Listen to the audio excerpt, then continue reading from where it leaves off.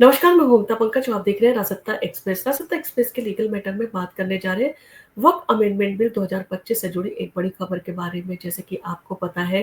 Parliament के दोनों सदनों के द्वारा जो है इस बिल को पारित कर दिया गया था। इस बिल को पार्लियामेंट के दोनों सदनों से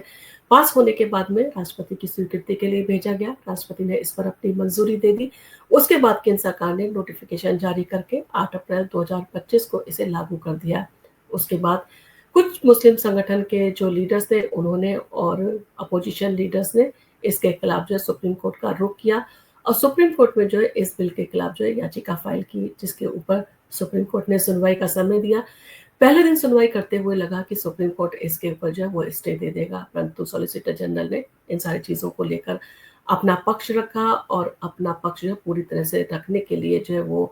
सुप्रीम कोर्ट से आग्रह किया कि जब तक वो पूरी बात जो है वो कोर्ट को ना समझा दे तब तक इसके ऊपर कोर्ट जो है किसी भी तरह का जो है वो आदेश ना पारित करे। अब इन सारी चीज़ों को लेकर जो है वो दूसरे दिन भी सुप्रीम कोर्ट ने सुनवाई दी और सुप्रीम कोर्ट ने आखिरकार जो है वो केंद्र सरकार को समय दिया, जिसके ऊपर सुप्रीम कोर्ट में जो है अब आगे सुनवाई 5 मई को जो है होने वाली है। अब इन सारी चीज़ों को लेकर केंद्र सरकार की तरफ से 1332 पन्नों का जो है एक हलफनामा जो है वो दाखिल किया गया है। अब इन सारी चीज़ों को लेकर सवाल उठ रहे हैं कि केंद्र सरकार के इस हलफनामे के अंदर जो है वो क्या खास है और क्या जो है बातें केंद्र सरकार के द्वारा कही गई हैं। अब इन सारी चीज़ों के चलते सुप्रीम कोर्ट ने जो है इसकी सुनवाई 5 मई 2025 को होने वाली है, जिसको लेकर पूरे देश को इंतजार है कि सुप्रीम कोर्ट अब इसके ऊपर क्या आदेश जो है वो पारित करेगा। केंद्र सरकार ने अपने 1332 पन्नों के हलफनामे में शीर्ष अदालत से कानून की वैधता को चुनौती देने वाली उन याचिकाओं को खारिज करने की जो है वो मांग की है, यानी कि खारिज करने का आग्रह किया है, जिसमें कानून के कुछ प्रावधानों के बारे में शरारतपूर्ण छोटी कहानियां जो है वो गढ़ी गई हैं। तो आइए जानते हैं केंद्र सरकार ने हलफनामे में क्या-क्या जो है वो खास कहा है। तो केंद्र सरकार ने सुप्रीम कोर्ट में वक्फ संशोधन कानून 2025 का जो है बचाव करते हुए कहा कि ये कानून स्पष्ट रूप से संवैधानिक आधार पर जो है वो खड़ा है और किसी भी मौलिक अधिकार का उल्लंघन नहीं करता, जिसका जिक्र इन याचिकाओं में जो है वो किया गया है। इसके साथ ही साथ केंद्र सरकार ने संसद से पारित ऐसा कानून जो संवैधानिक आधार पर खड़ा हो, उस पर पूर्ण जो है वो रोक नहीं जो है वो लगा सकते। यानी कहीं न कहीं जो है वो सुप्रीम कोर्ट को ये बताने की कोशिश की गई, क्योंकि पार्लियामेंट के द्वारा इस कानून को जो है वो पास किया गया है और पार्लियामेंट के द्वारा बनाए गए कानून के ऊपर जो है वो किसी भी तरह का जो है वो स्टे या उसके ऊपर जो है वो उसको लागू होने से जो है वो रोक नहीं लगाई जा सकती, जिसका जो है ज़िक्र लगातार जो है वो केंद्र सरकार के द्वारा किया जाता रहा है। और केंद्र सरकार ने अपने इस हलफनामे में कहा कि भारत के संविधान के आर्टिकल 89 जो है उसके अनुसार सुप्रीम कोर्ट जो है इस सारी चीज़ों के ऊपर जो है वो उसे अधिकार है कि वो इसकी समीक्षा कर सकता है, परंतु इसके ऊपर जो है वो रोक नहीं लगा सकता। अब इन सारी चीज़ों के चलते जब केंद्र सरकार लगातार इन सारी चीज़ों को कह रही है कि इसके ऊपर जो है वो अ, रोक जो है वो नहीं लगाई जा सकती, तो अब सुप्रीम कोर्ट जो है वो इन सारी चीज़ों के ऊपर सुनवाई करेगा। तब जो है वो समझ में आएगा कि सुप्रीम कोर्ट इसके ऊपर क्या जो है फैसला लेगा। इसके साथ ही साथ केंद्र सरकार ने कहा कि ये कोर्ट जो है सुनवाई के दौरान याचिकाओं में दी गई चुनौतियों की जो है वो जाँच करेगा। लेकिन यदि याचिकाएँ खारिज हो जाती हैं तो समान मामलों में भी जो है ऐसे स्थगन आदेश के प्रतिकूल परिणामों के बारे में जाने बिना कानून पर जो है पूर्ण या आंशिक स्थगन जो है वो देना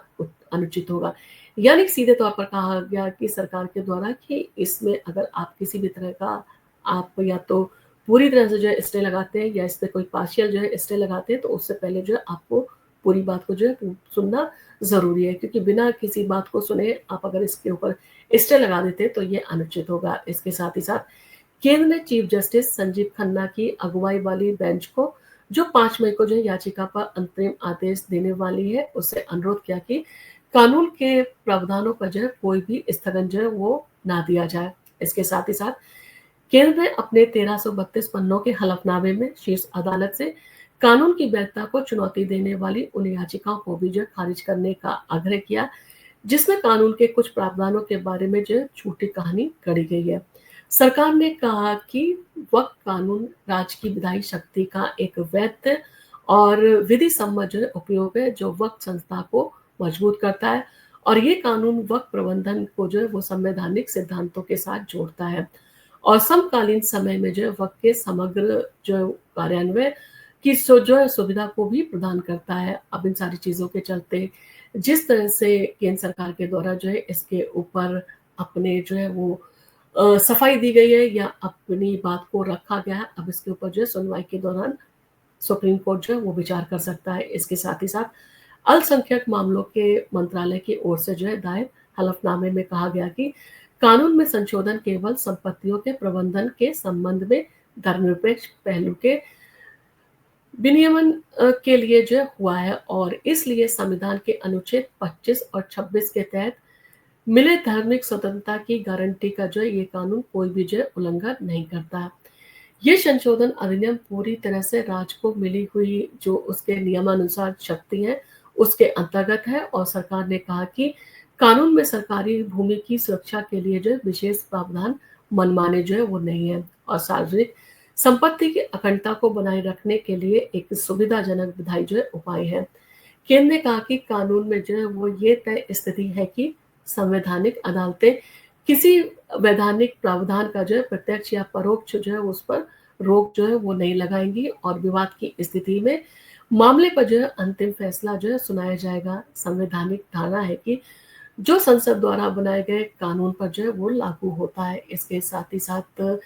केंद्र सरकार ने जो है वो कहा कि 2013 के बाद वक्फ संपत्तियों में जो है 116% की चौंकाने वाली वृद्धि हुई है। तो निजी और सरकारी संपत्ति पर जो है अतिक्रमण करने के लिए वक्फ प्रावधानों के कथित दुरुपयोग का जो है वो जिक्र किया गया है इस हलफनामे में और उनका जिक्र करते हुए हलफनामे में कहा गया कि मुगल काल से पहले आज़ादी से पहले जो है आज़ादी के बाद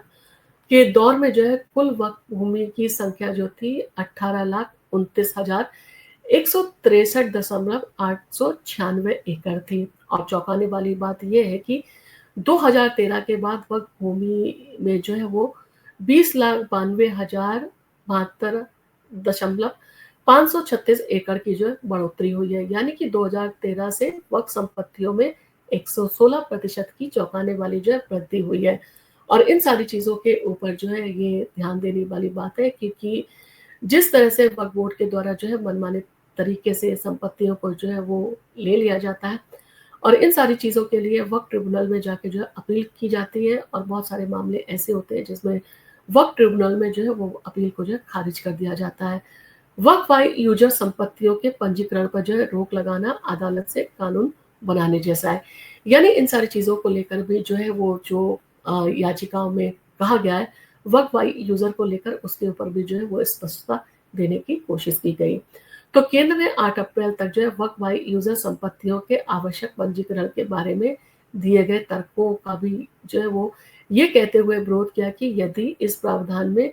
अंतरिम आदेश के जरिए हस्तक्षेप किया गया तो ये न्यायिक आदेश के जरिए कानून बनाने की व्यवस्था करने जैसा होगा और केंद्र ने कहा कि किसी वक्फ वाई यूजर संपत्ति के वास्तविक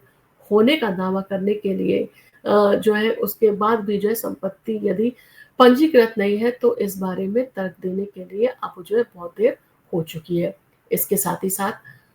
वक्फ बोर्ड में मुस्लिम के अल्पसंख्यक होने का जो है इस हलफनामे में गलत बताया गया।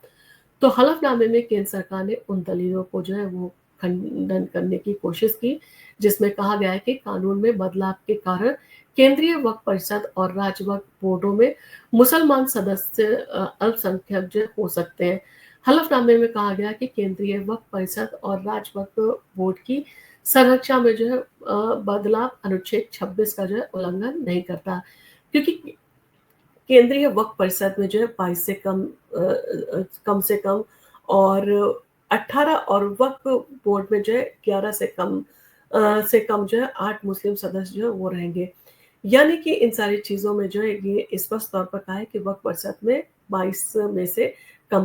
18 जो सदस्य होंगे वो मुस्लिम होंगे और इसी तरह से वक्फ बोर्ड में 11 में से 8 जो लोग होंगे वो कम से कम मुस्लिम सदस्य जो है वो बने रहेंगे। यानी कि जिस तरह का वादा किया गया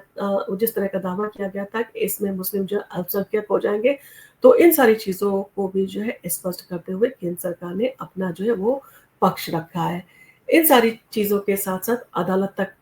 पहुँच जो है सुनिश्चित करता है ये कानून। जहाँ पर आपने देखा अभी तक जो है ट्रिब्यूनल कोर्ट में जाकर इन सारी चीज़ों के खिलाफ अपील की जाती थी। अब इन सारी चीज़ों के चलते जो है वो अ, अधिकार होगा कि ऐसे मामलों को अदालत तक जो है वो ले जाया जाए, यानी कि अदालत में अब ऐसे मामलों की सुनवाई हो सकती है। तो अदालत तक पहुँचना जो है सुनिश्चित करता है ये कानून, जिसके बारे में सरकार ने ज़िक्र किया। सरकार ने कहा कि वक़्त संशोधन कानून ये सुनिश्चित करता है कि किसी भी व्यक्ति को अदालत की पहुँच से जो है वंचित नहीं किया जा सकता। वक़्त कानून ये भी सुनिश्चित करता है कि नागरिकों के संपत्ति के अधिकार, धार्मिक स्वतंत्रता और सार्वजनिक दान को जो है प्रभावित करने वाले निर्णय निष्पक्षता और वैधता की सीमाओं के भीतर जो है वो किए जाने चाहिए। कानून में किए गए संशोधन की मंशा वक़्त प्रबंधन में जो है वो न्यायिक जवाबदेही, पारदर्शिता और निष्पक्षता जो है वो सुनिश्चित करना है। कहीं न कहीं केंद्र सरकार के द्वारा दिए गए हलफ़नामे में जो 3 चिंता जताई गई थी, उसके बारे में जो है स्पष्टीकरण दिया गया। अब इन सारी चीज़ों के चलते इसकी सुनवाई जो है वो 5 मई को जो है होने वाली है। अब देखना होगा कि सुप्रीम कोर्ट के द्वारा जो है इन सारी चीज़ों के ऊपर क्या आदेश जो है वो दिया जाता है। फिलहाल सरकार की तरफ से जो स्पष्टीकरण दिया गया उसमें साफ तौर पर कहा गया है कि ये किसी भी जो है वो फंडामेंटल राइट का जो है वो उल्लंघन नहीं करता। इसके साथ ही साथ ये कहा गया कि इसमें अल्पसंख्यक जो है वो जो वक्फ बोर्ड है और वक्फ परिषद में रह जाएँगे, उसका भी जो है इसमें खंडन किया गया। इसके साथ ही साथ जो है बाकी चीज़ों के साथ में सरकार ने ये भी कहा कि इसका प्रबंधन करना इसलिए जो है इस कानून को बनाया जाना ज़रूरी है ताकि जो वक़्फ़ प्रॉपर्टी है, उसका प्रबंधन जो है वो सही तरीके से कानून के हिसाब से जो है वो किया जाए, संवैधानिक तरीके से किया जाए, ताकि उन प्रॉपर्टियों का इस्तेमाल उन लोगों के लिए किया जाए जिसकी मदद करने की मंशा से जो है ये जो वक़्फ़ जो बोर्ड है वो बनाया गया था। यानी इस कानून को जिस मंशा से बनाया गया था, उस मकसद को जो है ये पूरा कर पाए, उन गरीबों की जो है मदद कर पाए, उन महिलाओं तक जो है वो पहुँच पाए, जिनके लिए जो है इस कानून को बनाया गया था। आपका इन सारी चीज़ों को लेकर क्या कहना है? सरकार के द्वारा दिए गए स्पष्टीकरण के बारे में आपका क्या कहना है? आप हमें कमेंट करके ज़रूर बताएँ और आपको अगर हमारा वीडियो पसंद आया हो तो आप इसको लाइक कीजिए, शेयर कीजिए। हम आपके लिए इसी तरह के वीडियो लेके आते रहेंगे। धन्य